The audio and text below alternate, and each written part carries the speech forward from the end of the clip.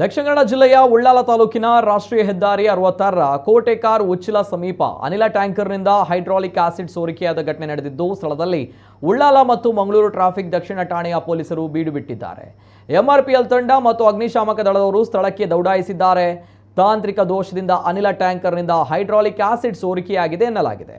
ಕಾರವಾರದಿಂದ ಕೊಚ್ಚಿಗೆ acid ಸಾಕ್ತಾ ಇದ್ದ ಟ್ಯಾಂಕರ್ನಲ್ಲಿ ಈ ಸೋರಿಕೆ ಉಂಟಾಗಿದೆ. ಇದನ್ನು ಗಮನಿಸಿದ ಚಾಲಕ ಹೆದ್ದಾರಿ ಬಳಿ ಟ್ಯಾಂಕರ್ ಅನ್ನು ನಿಲ್ಲಿಸಿದ್ದಾರೆ. ಬಳಿಕ ಪೊಲೀಸರಿಗೆ ಸ್ಥಳೀಯರು ಮಾಹಿತಿ ನೀಡಿದ್ದಾರೆ. ಹೈಡ್ರಾಲಿಕ್ ಆಸಿಡ್ ಸೋರಿಕೆಯಿಂದ ಶ್ವಾಸಕೋಶದ ತೊಂದರೆ ಉಂಟಾಗುವ ಅಪಾಯವಿದ್ದು ಸ್ಥಳಕ್ಕೆ ಅಗ್ನಿಶಾಮಕ ದಳ, ಉಳ್ಳಾಲ ಪೊಲೀಸರು ಭೇಟಿ ನೀಡಿ ಪರಿಶೀಲನೆ ನಡೆಸಿದ್ದಾರೆ.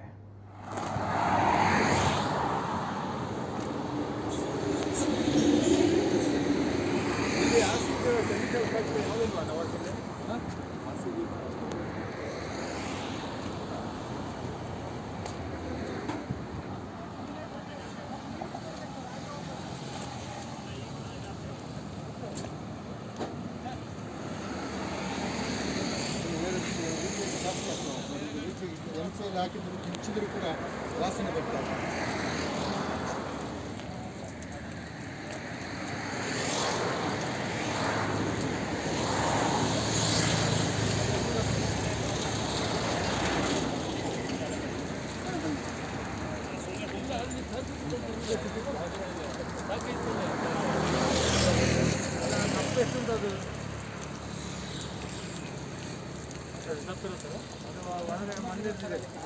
ಗಾಡಿ ಅಲ್ಲ